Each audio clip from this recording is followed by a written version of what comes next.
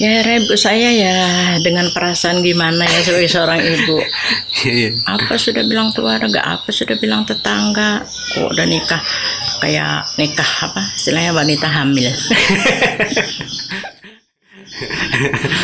Jadi kakaknya bapak saya itu yang ada di Tenggarong, kenapa harus malah nikahnya kayak gitu? Kenapa hamil ke dia?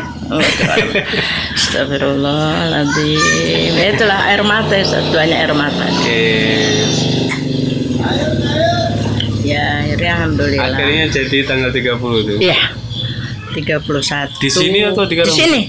Masjid itu baru separuh, Ustaz. Jadi ya kita sudah hijrah kan? Nah, sudah hijrah tahun 76 bulan 3 kalau nggak salah, waktu tanggal 3 bulan 3 kalau nggak salah ya. Nah, terus kita hijrah berapa bulan kemudian ke sini. Ya itulah baru Ustadz mikirkan itu. Ini barangkali untuk memperluas ini harus dinikahkan biar ada pondok-pondok kecil ini baru pondok biar ini. Biar ada rumah tangga. Iya. Ustadz Hasyim waktu itu datang keluarganya juga? Ustadz waktu itu nggak datang. Tapi sudah saya nikah baru datang. Tahu waktu talangan apa orang tua. Bu Rohana sudah ada? Bu Rohana santri juga itu. Sudah ada. Iya. Rohana kan sama-sama saya di asrama. Iya. Jadi dia dibawa kakaknya. Ya sama-sama kita mondok di asrama itu di Karangbugis. Oh dari Karangbugis dulu ya? Iya. Jadi kalau tidak salah Rohana itu beberapa hari, seminggu atau berapa hari saya datang. Jaraknya agak lama ya. Ya waktu itu saya sih di asrama sebentar aja, Ustaz. Saya banyak tinggal sama Ustaz Abdul Said. Saya sama Rohana, saya bantu-bantu nyuci, menyetrika gitu ya. Rohana masak. Ya sama-sama lah kita tolong-tolongan, saya berdua itu. Iya, enggak tahu juga, bisa jadi ipar juga enggak tahu juga. Dia jadi ipar ya. Jadi kalau jam-jam sholat itu Ustaz itu kaki kita dipukul. Ajan ingat terus. Ada dibangunin ya. Iya. Perhatiannya terhadap masalah sholat. Ada sarungnya mau disetrika. Terus aku mau sebentar tolong. Terus kancing bajuku ini enggak ada, sebelah tolong carikan, pasangkan. Jadi kita tuh kayak gimana ya? Kayak kakak beradik lah gitu, subhanallah. Ada dekat ya. Iya. Terus satu pernikahan itu ramai juga, Be? Ramai, Ustaz, kalau orang PU kan banyak. Kan dulu PU itu kan dari kilo 1 kan banyak. Iya. Zaman kita awal itu. Datang ada semua. Pak Yunus, ada Pak Pi itu dari BNW kakak Ibu Marfuah. Ada banyak lah orang-orang PU tuh dulu yang udah kenal Hidayatullah. Iya, karena ada hubungan dengan Iya, jadi dari awalnya tuh dari kilo 1 dulu. Kelas 1 ini atas rapat itu orang PU di situ. Nah, akhirnya kajian tuh sampai ke Semboja sana. PU di sana lagi gitu lah. Oh, saling nyambung. Iya. Jadi ya orang dari PU tuh setiap bulan tuh sudah bantu tuh Hidayatullah beras, siapa yang kita bisa bantu ya. Memang ada istilahnya impak lah untuk itulah saya ingat betul. Waktu nikah rumahnya di mana, Bu? Di rumah saya Ustadz itu sekarang WKP itu ke pinggir Empang sedikit lagi. Gubuk-gubuk sih. Ya. Kupu-kupu waktu saya nikah itu masih di perpustakaan. Ustadz Hasyim kan ada rumah besar bagus, beliau di situ, sebelahnya perpustakaan. Jadi saya waktu nikah ya di tempat beliau, di kamar beliau itu nikah. Waktu ini nikahnya sih di masjid, tapi waktu di Mamahar ya di kamar beliau itu. Iya, karena beliau memang guru sejak dulu. Iya. Sejak dulu memang guru ya. Beliau itu kan datang ke sini kan sudah sering aja Ustaz dengar mungkin gimana proses beliau ke sini dengan kalimat surat seperti itu. Masih disimpan surat itu? Masih Ustaz itu pokoknya apa nawa itu juga yang saya garis bawah ya. Saya tidak bisa menjanjikan apa-apa kata beliau, tapi kalau nawa itu kita yang ikhlas karena Allah pasti memberikan. Artinya asal memperhitungkan semua itu gitu itu yang itu juga yang beliau sering motivasikan ke kita. Waktu pertama ketemu itu disampaikan, Bu ya? Iya. Masalah nawa itu, masalah niat. Niat ya. Iya. Terus perjalanan menikah awal-awal itu kayak apa, Bu ya? Kan belum ada secara fisik kan? Iya. Fasilitas gaji kan enggak banyak juga. Jadi udah saya nikah. Itu ranjang yang saya pakai kasur itu kasur Ustaz Abdul Said. Saya tuh kaget, sudah saya seminggu nikah, saya ke rumahnya. Ya lah Ustaz, kok pakai karpet aja tidurnya gitu ya. Kayak alasan, mana ranjangnya ibu, mana kasurnya ibu. Ketawa aja ibu. Ih, yang saya pakai ya, saya bilang gitu. Enggak mau, saya bilang enggak mau. Oh, kembalikan masa bapak tidur di situ, saya bilang saya enggak apa-apa, harus pakai aja, enggak. Jadi bisa lihat gitu, saya suruh kembalikan, pokoknya kembalikan. Kasihan aku lihat bapakku tidur beralas tikar aja baru saya pakai kasur. Aduh, kok saya ingat itu renjang hati saya. Akhirnya dikembalikan ya? Enggak, habis itu saya suruh balikan. Terus ada, enggak tahu dari PU dari mana waktu itu, terus ngasih saya ranjang dengan kasur itu. Ada gantinya gitu. Tapi saya kembalikan, terus saya bilang, ngeliat beliau kan kok tidur di lantai. Artinya perhatiannya sama santrinya itu ya? Perhatian besar sekali. Jadi itulah, entah seminggu atau 10 hari saya di perpustakaan itu. Akhirnya saya pindah ke rumah belakang itu. Rumah belakang, rumah gubuk. Dindingnya dari kulit kayu, Ustaz. Jadi bocor-bocor juga sudah.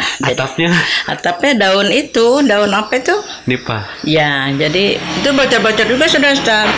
Jadi kalau hujan tuh kita gulung lagi, geser lagi kasurnya, dipindah. Terus kalau ukuran berapa itu? Apa ya? Katanya segini kah? Ini barangkali Ustaz dibagi 2, separuh dapur, tempat tidur sekalian aja dapurnya di situ. Jadi itu kan tempat belajar Ustaz, karena teman-teman tuh masih belajar di rumah sama Ustaz Hasim. Masih belajar tafsir itu masih. Jadi meskipun ibu sudah nikah tetap belajar juga ya? Iya, tetap belajar kita. Pokoknya kalau ada waktu belajar ya belajar. Berarti meskipun sudah nikah masih, tetap? Iya. Jadi semua harus belajar juga? Iya. Pokoknya ada waktu kesempatan yang dipanggil sudah masuk, masuk lagi. Jadi Rumia atas apa? Jadi kumpul segini aja? Iya Ustaz. Tapi enggak tahu itu ya, kita kok senang gitu. Dindingnya itu kalau dia dingin itu kelopaknya itu tergulung gini Ustaz. Nanti kalau hari panas dia ngenceng lagi. Memuai ya. Jadi asik juga ya katanya dalam kondisi yang susah tapi masih mau belajar juga. Iya Ustaz. Jadi meskipun sudah nikah Ustaz Hasim tuh semangat juga sih. Kalau ngajar itu Bu Aida tuh sampai tua tuh masih suka belajar dulu. Baru-baru ini masih rumah dalam kan masih sering belajar kan. Datang 5-6 orang ke rumah belajar nahwu syarah, belajar. Bu Aida ikut belajar juga? Iya, beliau cuma kita belajar lagi. Iya. Terus mendampingi Ustadz Gemerul itu gimana ceritanya? Saya saya tidak seperti teman-teman yang lain. Teman kan suaminya nanti itu kirim tugas kemana sampai saya bertanya, Ustadz, kenapa kok Ustadz Hasim tidak dikirim-kirim ya? Saya bilang, kok orang-orang bisa tugas ke sini, bilang, pengen juga sih, saya bilang gitu. Saya bilang, harus Ustadz Hasim itu dapur apa sih, kita tidak nangani dapur umum kok. Dapur pengkaderan. Dia kan kok nangani santri itu kan memang disiplin. Iya, makanya ya saya juga bersyukur teman-teman yang sudah jadi orang tua semuanya suka cerita. Duh, kita nih dulu kalau bukan Ustadz Hasim, kalau Ustadz Hasim kita olok-olok aja kalau ngajar. Ustadz Hasim dia sudah datang. Artinya dapur itu dapur pengkaderan. Iya, rupanya itu saya bilang Ustadz Hasim itu dapur, katanya. Dapur apa Ustadz? Kita tidak nangani dapur rumah gitu kan. Saya ingat betul, sekalian dapur mengkader ini loh santri. Maksud beliau itu pergi siapa yang ngajari anak-anak itu santri. Makanya kemarin teman-teman udah sampai ke Papua kemana kan. Tapi beliau sempat ke Gemerul juga. Waktu itu tahun 81 sampai 83. Sudah punya anak berapa Bu? Punya anak 3 saya, Rafiq, Irfan, Azizah. Iya, makanya 2 tahun lah di Berau itu. Nah di situ juga kesempatan juga saya ilmu yang saya dapat sebelum pengajian Jumat itu pagi itu ibu-ibu sebelum itu sudah datang, itu sempat belajar juz amma, sempat belajar apa yang saya punya lah istilahnya. Saya transfer ke ibu-ibu, nanti pada Jumat baru pengajian, pengajian dari rumah ke rumah. Sebelum itu ya hadis atau fikih saya sampaikan. Nah disitulah latihannya, alhamdulillah. Iya. Artinya semangat berdakwah itu memang sejak jadi santri itu. Saya memang kepengen usaha. Saya iri lihat Ustaz Jordani, Ustaz Samsul Aziz waktu ke rumah saya, kok bisa sih Pak, saya bilang Quran itu kok dibaca satu ayat kok banyak betul anunya. Saya kepengen Ustaz. Kapan saya itu ya bisa kayak gitu loh di hati itu. Sampai sekarang Bu ya masih ke Selok Api, ke Ambarawa. 3 tempat saya ngajar dalam seminggu. Ngajar Raden Masjid Anur, di Rodatul Jannah ini di Masjid Baitur Rahman, sama di musola RT 4 itu Nurul Amal atau apa ya namanya itu musolanya itu. Kasih semangat Ustaz. Ngajari yang seperti itu ya. Jadi sebelum ngaji Quran gitu nanti kita beri motivasi dulu. Semangat, apa ayat ke hadis kita sampaikan.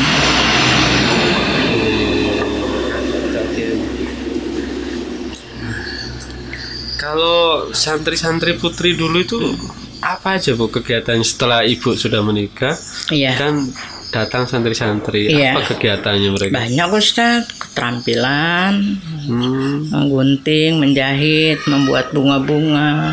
Sudah mulai menyelam, iya. Saya di Karangbogi sudah juga itu. Dulu Bu Tati itu istrinya Pak Rahman Eleng itu guru kita dulu. Dia pintar macam-macam itu.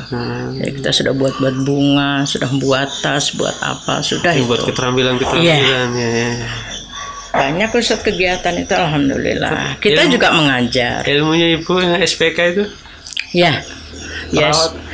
SPK ya itulah sampai sekarang ya memang ya kebersihannya apa ya begitu itu ya. Tertanam kebersihannya, kesehatannya.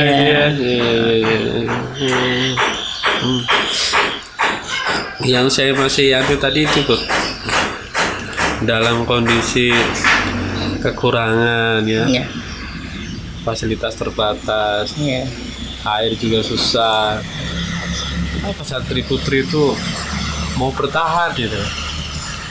Itulah saya juga heran kok kita pikir kok kita kok bisa gitu sampai sekarang kok bisa gitu ya.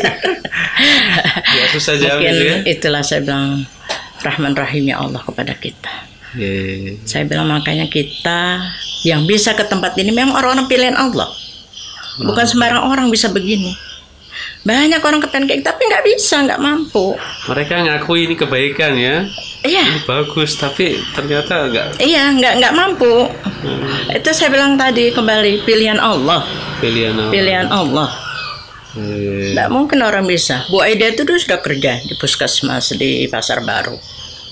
Udah kerja beliau itu malah. Beliau tinggal, ngamuknya ibunya itu, Masya Allah. Keluarganya. Ibunya tuh kalau sudah marah. Arti tantangannya masing-masing punya ya. Iya. Kalau doanya Ibu apa ya yang khusus ya? Saya. Iya, doanya bisa bertahan. Iya. Yang saya selalu garis bawah itu saya minta kepada Allah. Ihdinas syiratal mustaqim. Itu saja. Karena saya juga waktu ditawarin nikah itu saya pengen mencari, dan itu juga doa ketika saya gadis. Ya Allah, ya karena kita udah ngerti, sudah sedikit-sedikit dimasukin, sudah mulai paham. Ya Allah, berikanlah saya suami. Sampai sekarang saya tidak pikir oleh tua, kah pendek, kah jelek, kah yang penting bisa ngantar saya ke jalan ihdinas syiratal mustaqim. Itu yang selalu saya garis bawahi. Maka itu juga saya tanamkan anak-anak saya. Ibu dulu tidak minta macam-macam. Begitu juga kok saya sering isi pembekalan pengantin. Gak usah minta yang cakep, ya rambut keriting, hidung mancung. Jangan begitu. Minta aja ya Allah, berikan saya seorang suami yang bisa membimbing saya ke jalan ihdinas syiratal mustaqim. Itu doa yang udah luar biasa, yang sudah dituntunkan oleh Allah. Sholat tanpa al-fatihah itu sholat kedasa. Itu saja, tidak usah macam-macam, tidak usah neko-neko saya bilang. Sederhana. Sudah yakin di situ. Allah mustaqim. Ini yang subhanallah ya. Jadi sederhana tapi maknanya luar biasa ini. Itu juga yang mengawali pertama saya mengenal surah Al-Fatihah yang di situ yang saya menangis betul itu. Saya merenung, ya Allah Tuhan pengasih penyayang. Betul-betul itu mengenal ya. Iya. Kok selama ini kita anggap kayak nyanyian biasa. Apalagi kita sudah belajar mulai Fatihah, dijelaskan Ustaz Usman begini, aduh, tambah lagi. Jadi itu hidayah Bu ya, hidayah yang mahal yang masalah ihdinas siratal mustaqim. Kayak saya garis bawah, inilah jalan hidupku. Artinya apa yang saya harapkan itulah yang Allah takdirkan untuk saya. Kalau amalan Bu, amalan yang khusus sepertinya Ustadznya yang selama ini ya kita mulai mondok itu memang yang namanya tahajud, yang namanya sholat duha, sholat rawatib itu memang kita ditekankan sekali. Selalu dijaga. Iya, makanya saya sama anak-anak saya usahakan jangan sampai sholat rawatib itu nak ditinggal. Umpamanya waktu sudah mepet betul, nggak bisa sholat saya bilang awalnya, akhirnya kita kodok saya bilang. Badiah ya. Iya, nggak bisa badiahnya. Dan itu dilatih memang sejak jadi santri dulu sih ya. Iya. Dan memang itu kita dicatat Ustaz, kita punya catatan sholat duha diconteng, enggak dikali. Iya. Sholat tahajud berapa rakaat, nah itu memang itu tertanam sekali Ustaz. Ya alhamdulillah, makanya kalau saya bandingkan hidup saya dulu di luar sekian tahun, sudah saya sekian tahun di sini, rasanya aduh, alhamdulillah, mudah-mudahan itu yang mengantar ya. Mudah-mudahan inilah yang dikatakan Allah ihdinas siratal mustaqim tadi. Jalan saya yang lurus ya Allah. Itu juga sering saya tanamkan anak-anak kalau saya nasihatin itu. Sudah beruntung lah, sederhana ya Bu ya, tapi kalau dilaksanakan kan luar biasa. Ketika dilaksanakan istiqomah. Sholat duha biasa, tapi kalau terus. Tapi saya sampai saya sudah tua ini, kalau saya membuka lagi masalah surah-surah itu yang saya ini termotivasi lagi. Sholat duha fadilahnya begini-begini, di surga itu ada pintu dua. Semangat lagi. Masih ada catatannya baca masih. Katanya kalau Ustaz Hasyim kan hot Bu ya. Iya. Sambil hot, sambil terjemah. Iya, itulah saya bilang tadi. Jadi di buku kita itu dikumpul nanti yang kurang aka, kurang alifnya, kurang domahnya beliau betul kan? Beliau koreksi. Iya. Subhanallah. Ada surat-surat pilihan. Iya. Iya. Ini kan mau munas ini Bu ya. Iya. Mau banyak penugasan. Mau banyak yang mau ditugaskan ke daerah ya, atau rolling mutasi. Nah, maksudnya apa pesannya Ibu ya untuk kader-kader ini agar bisa mentaati ketika nanti dapat SK? Iya. Sekarang ini Ustadz gimana ya? Enggak, kurang kenceng lah rasa saya itu. Kurang kenceng masalah doktrin, masalah ketaatan ya. Saya kan sering bilang coba lah beliau tuh ngisi biar kita dimarahi, biar kita siap gitu loh. Masa rasanya tuh kita malah ini kan beliau enggak mau ngisi. Pada situ kepengennya gitu loh. Sebulan sekali lah, 3 bulan sekali lah. Sudah kita surati, sudah juga. Nah kita tuh supaya juga anak-anak kita nih besok bisa, sudah kita nggak ada nih juga semangat juga gitu nah Ustaz. Maunya artinya semuanya harus semangat ya, harus dimotivasi. Jadi kalau tugas ke daerah tuh sekarang kan masih ditanya-tanya mau nggak, gimana kan gitu ya. Kalau dulu istilah nggak ada ya. SK ya. Apa mungkin memang ya beliau juga sadar kapasitas mungkin tidak seperti beliau dulu, memang satu garis komando aja memang luar biasa. Ya harapan saya ya mudah-mudahan generasi ke depan ini bisa lebih baik lah Ustaz. Amin. Makanya saya tuh kepengen anak-anak kita, saya dan teman-teman yang punya anak kuliah-kuliah di luar ini, kalau pas mereka libur, mereka pulang, libatkanlah mereka. Ada kerja bakti dipanggil, ada riba dipanggil, ada apa gotong dipanggil, supaya mereka dia tuh biar jiwanya tuh belajar di luar, tapi hatinya tetap di dalam. Itu yang saya harapkan Ustaz. bisa saya senang terlibat hari di dalam. anak-anak kerja, anak saya sadar begitu kalau dia bakti begitu, aduh senangnya. Mestinya begitu terus nak. Hari Ahad tuh turun semua, nggak ada orang nyantai di rumah, semua untuk lembaga. Iya, semua untuk lembaga, untuk perjuangan ya. Maksudnya gitu Ustaz. Jadi anak-anak itu jadi catat kalau perlu. Anak saya ada berapa, ada 2 cowoknya, Pak Rijal, anak siapa, dekat itu semua. Bahkan keharapan saya tuh mereka itu ada kajian-kajian khusus gitu Ustaz. Kalau mereka pas pulang, istilah kita rangkul gitu loh, rangkul mereka itu. Jangan sampai dia nanti kuliah di luar pengaruh yang lain. Itu udah seperti yang ada.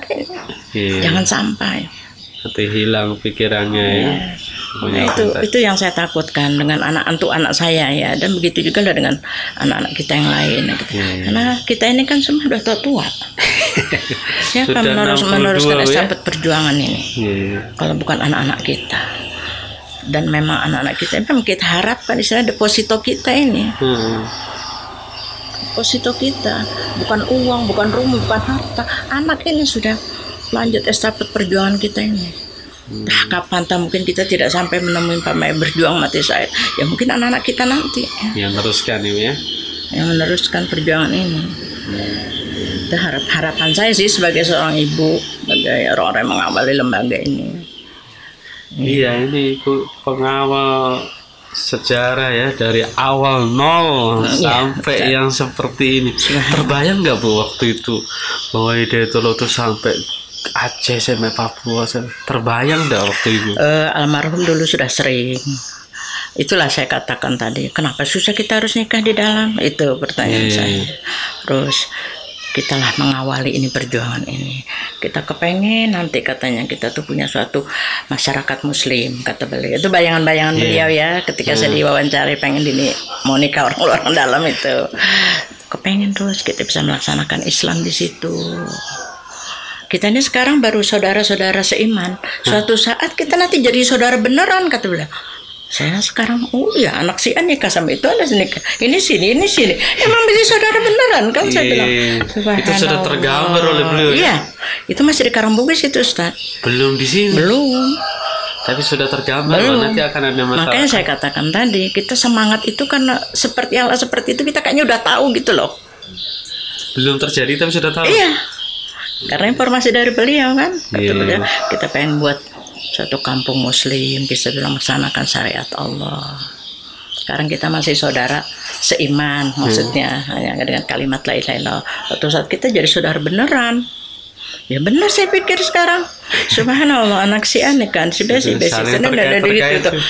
Benar-benar ini subhanallah. Atau ini ibu kan mendengar sendiri dan sekarang menyaksikan sendiri. Iya, Masya Allah. Makanya saya tuh Ustaz kalau ke cabang-cabang itu senang lihat. Saya juga selalu diminta jadi motivasi. Saya tuh kalau ke Batam tidak pernah saya ada suruh cepat. Padahal itu kan S1 S2 ya, guru-guru. Kita suruh ngadapin itu. Karena perjuangan kita di lembaga gimana. Karena ada cukup S1, S2, S3 Bu ya. Karena pengalaman. Kalau kita ini S lilin Ustaz. Iya Bu, terima kasih banyak ini motivasinya. Ada satu Ustaz. Iya. Aduh apa tadi ya? Yang selalu saya tekankan setiap saya ngisi, kalau kebetulan mengisi pengajian saya ke cabang-cabang, itu yang saya tekankan sama orang-orang Hidayatullah yang ada tempat itu. Tolong saya bilang, jagalah kampus kita ini. Jaga kampus ya. Jaga kebersihannya, keindahannya. Makanya saya bilang ada 5K itu.